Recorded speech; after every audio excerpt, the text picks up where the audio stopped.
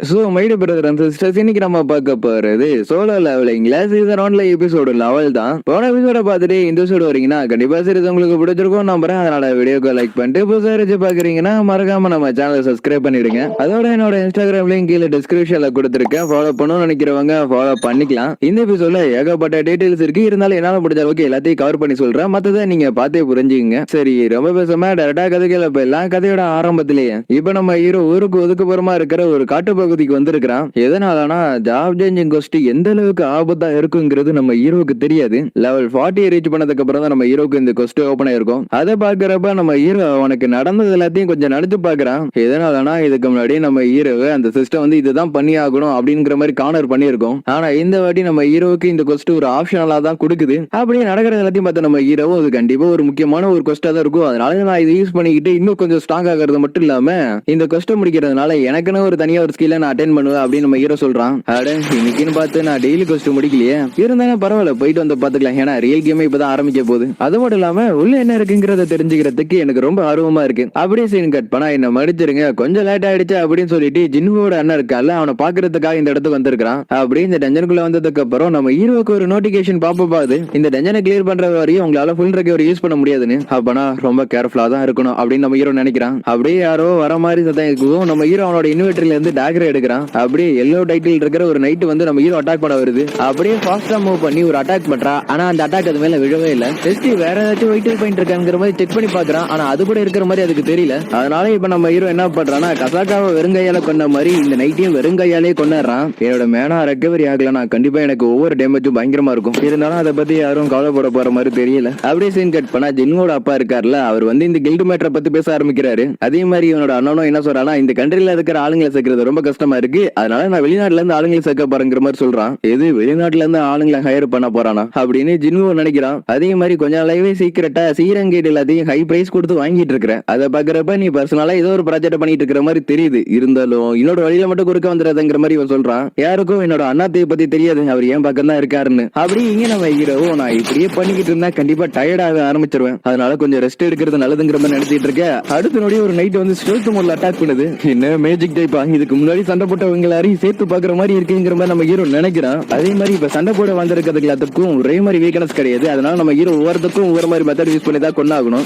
So இப்ப நம்ம ஹீரோட ஃபேட்டிக்கு வந்து 65க்கு மேல போனதுனால இப்ப நம்ம ஹீரோவால வேகமா சண்டை போடவே முடியாது. அப்படியே சீன் கட் பண்ணா ஜாய் ஜோயின் இருக்கிறாருல, அவர் இப்ப என்ன பண்றாருன்னா அவரோட கில்டுல இருக்கிற ஆளுங்களை கூட்டிக்கிட்டு நம்ம கடைசி அந்த இடத்துக்கு போக வேண்டிய நேரம் வந்துருச்சுங்கிற மாதிரி சொல்றாரு. இங்க நம்ம ஹீரோவும் ரெஸ்ட் எடுத்துக்கிட்டு இருக்க. அவனுக்கு ரிவார்டா ஏகப்பட்ட ஆர்மர் எல்லாம் கிடைக்குது. இதுக்கு முன்னாடி நான் இந்த மாதிரி கியர் எல்லாம் யூஸ் பண்ணது கிடையாதுங்கிற மாதிரி நம்ம ஹீரோ நினைக்கிறான். என்ன இது இன்விசிபிள் ஆயிடுச்சு, சோ என்னால ஃப்ரீயாவும் மூவ் பண்ண முடியுது அப்படின்னு நம்ம ஹீரோ சந்தோஷப்படுறான். ஆல்சோ நம்ம ஹீரோக்கு இறங்கல இருக்கிற ஆர்மர் கிடைச்சது மட்டும் இல்லாம கோல்டு கொஞ்சம் அதிகமாகவே கிடைச்சிருக்கு. நெக்ஸ்ட் இப்ப நம்ம ஹீரோ ஒரு பெரிய டோர் இருக்கிற இடத்துக்கு வரான். இந்த டோருக்கு அந்த பக்கம் எந்த அளவு மோசமா இருக்க போகுதுங்கிறது தெரியல. இருந்தாலும் முடிக்காம போனா நல்லா இருக்காதுன்னு சொல்லிட்டு அந்த டோரை ஓபன் பண்ணிட்டு உள்ள போகிறான். உள்ள வந்து பார்த்தா இப்ப நம்ம ஹீரோ வந்திருக்கிறது ஒரு த்ரோன் ரூம். அந்த த்ரோனை பாதுகாக்கிறதுக்காக ஒரு நைட் வேற அந்த இடத்துல இருக்கு. ஆல்சோ அது நடந்து வர சத்தத்தை கேட்கும் போது நம்ம ஹீரோக்கு டபுள் டஞ்சன்ல அவன் எந்த அளவுக்கு பயந்தாலும் அதே அளவு பயமுறுத்துற அளவுக்கு இந்த நைட் இருக்குங்கிற மாதிரி நினைக்கிறான். அப்படியே அதோட பேரு ரெட் கலர்ல இருக்கிறத பார்த்தோன்னே நம்ம ஹீரோ பயப்பட ஆரம்பிச்சாரா. ஏன்னா இதுக்கு முன்னாடி சண்டை போட்ட எனிமிஸ் மாதிரி இது கிடையாதுன்னு. அந்த நைட் எம்டி த்ரோனை வேற பாதுகாத்துட்டு இருக்கு. நெக்ஸ்ட் ஃபைட் ஆரம்பிக்கிறப்ப தான் நம்ம ஹீரோ தெரிஞ்சுக்கிறா நினைச்சு கூட பார்க்க முடியாத அளவுக்கு இந்த இகிரிஸ் ரொம்ப பவர்ஃபுல்லா இருக்குன்னு. இப்ப இவ்வளவு வீட்டான ஆர்மர் வச்சுக்கிட்டு இது ஸ்பீடா மூவ் பண்ணுது. அப்பனா இது ஒரு கண்டிப்பா ஒரு மாஸ்டரா தான் இருக்கணும். ஹீரோ என்னென்னமோ பண்ணி பாக்குறான், பட் இகிரிஸை எதுவுமே பண்ண முடியல.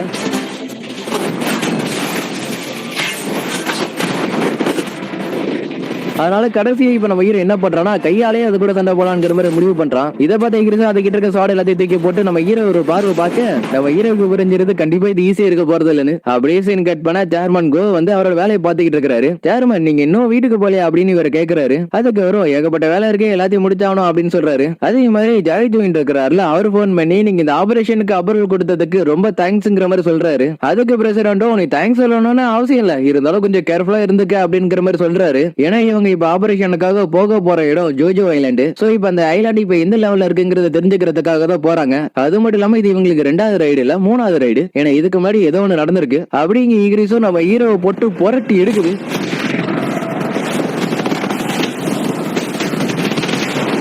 நல்ல வேலை எங்கிட்ட ஆர்மர் இருந்ததுனால தப்பிச்சேன், இல்லைன்னா கண்டிப்பா செத்துருப்பேங்கிற மாதிரி நம்ம ஹீரோ நினைக்கிறான். ஏன்னா நம்ம ஹீரோ விட இகிரிஸ் வந்து ஸ்ட்ரென்த்ல ரொம்ப பவரா இருக்கு. அதனால இப்ப நம்ம ஹீரோ என்ன பண்றான்னா அவனோட ஸ்பீடை வந்து பூஸ்ட் பண்றான். ஆனா அது கொஞ்ச நேரத்திலே நம்ம இகிரிஸ்க்கு மாதிரி அது ஒண்ணுமே இல்லாம போயிடுது. ஆனா இருந்தாலும் வில் பவர்ங்கிற ஒன்னத்துக்கு ஸ்கில் கூட இப்ப நம்ம ஹீரோக்கு நல்லாவே யூஸ் ஆகுது.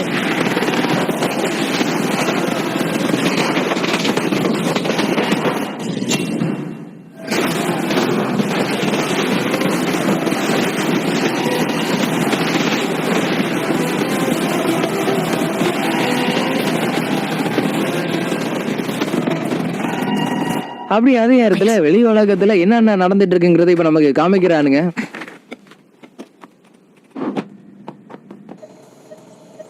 அப்படி இங்க இங்கிலீஷும் நம்ம ஹீரோ கொள்றதுக்காக அதோட ஸ்வாடை எடுக்குது.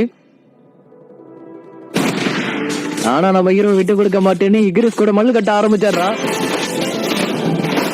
அதே மாதிரி இங்கிலீஷ் நம்ம ஹீரோ கையில இருக்க டேகரை போடுங்கிறதுக்கு ட்ரை பண்ணுது. ஆனா அடுத்த நொடியே நம்ம ஹீரோ இந்த கையில இருந்து அந்த கைக்கு டேகரை ஸ்விட்ச் பண்ணி அதை தலையில சொல்றதுக்கு ட்ரை பண்ணாலும் அது உள்ள போற மாதிரி தெரியல. அதனால நம்ம ஹீரோ அவன்கிட்ட இருக்கிற எல்லா ஸ்கில்லும் அந்த இடத்துல யூஸ் பண்றான். அப்படியே நம்ம ஹீரோக்கு நோட்டிஃபிகேஷன் வருது, நீங்க நைட் காமெண்ட்ரி இங்கிலீஷை கொண்டுட்டீங்கன்னு. நான் ஜெயிச்சதுக்கான காரணம் ஜஸ்ட் ஒரு ஃப்ளூக்கு தான், இல்லைன்னா கண்டிப்பா நான் செத்துருப்பேங்கிற மாதிரி நம்ம ஹீரோ நினைக்கிறான். அப்படியே நம்ம ஹீரோக்கு ஒரு 4 ரிவார்டு கிடைக்குது. அது நம்ம ஹீரோக்கு இங்கிலீஷோட சேம் ஹெல்மெட்டும் கிடைக்குது. அது மட்டும் இல்லாம இந்த ஹெல்மெட் எஸ் ரேங்க்ல இருக்கனால இல்லாம 20% இருக்கு. இதை போட்டுக்கிட்டு சண்டை போறப்ப நம்ம ஹீரோக்கு பிசிக்கல் டேமேஜ் 20% கம்மியா விடும். நெக்ஸ்ட் 3வது ரிவார்டா இருக்கிறது ரூலர் ஸ்கேண்ட். ஆமா இது என்ன மாதிரி ஸ்கில்லா இருக்கும் அப்படின்னு நம்ம ஹீரோ நினைக்கிறான். அது மட்டும் இல்லாம கடைசியா கிடைச்ச ஸ்டோன் தான் இன்ஸ்டன்டா டெலிவர் பண்ற ஸ்டோன். ஆனா இது நம்ம ஹீரோட இன்வென்டரிக்குள்ள ஆட் பண்ணவே முடியல. அப்புறம் இது என்ன காரணமா இருக்கும், ஜாப் சேஞ்சிங் கொஸ்டின் இன்னும் முடியலையா அப்படிங்கிற மாதிரி நம்ம ஹீரோ யோசிக்கிறான். அடுத்த நொடி நம்ம ஹீரோக்கு நோட்டிஃபிகேஷன் பாப்பப் ஆகுது. நம்ம ஹீரோ எவ்வளவு நேரம் சர்வே பண்றானோ அதுக்கேற்ற மாதிரி நம்ம ஹீரோக்கு கிளாஸ் கிடைக்கணும். அப்படியே டைமர் ஆன் ஆக அந்த போர்ட்டல்ல இருந்து ஏகப்பட்ட நைட்ஸ் எல்லாம் வர ஆரம்பிக்குதுங்க. நல்ல வேலை இது எல்லாம் எகிரிஸ் மாதிரி இருக்கும்னு நினைச்சேன். பரவாயில்ல, இது எல்லாத்தையும் என்னால சமாளிக்க முடியும். ஆனா அது கொஞ்ச நேரத்துக்கு அப்புறம் இதுவே நம்ம ஹீரோக்கு பிரச்சனையா மாறிடுது. ஏன்னா நம்ம ஹீரோ எவ்வளவு கொண்டாலும் திரும்ப திரும்ப திரும்ப திரும்ப வந்துகிட்டே இருக்குதுங்க. அதே மாதிரி நம்ம ஹீரோவும் அவனோட ஸ்டெல்த் ஸ்கில் யூஸ் பண்ணி மறைஞ்சிடுறான். அதுக்கு ஒவ்வொரு நிமிஷத்துக்கு 200 மானா கிட்ட செலவாகும். அதனால போஷன்ஸை வாங்கி டைத் ஓடிலான்ங்கிற மாதிரி நம்ம ஹீரோ நினைக்கிறான். ஆனா அடுத்த நொடியே ஒரு மேஜிக் யூஸ் பண்ணி நம்ம ஹீரோ மறைஞ்சு இருக்கிறத கண்டுபிடிச்சு அட்டாக் பண்ண ஆரம்பிச்சிருங்க.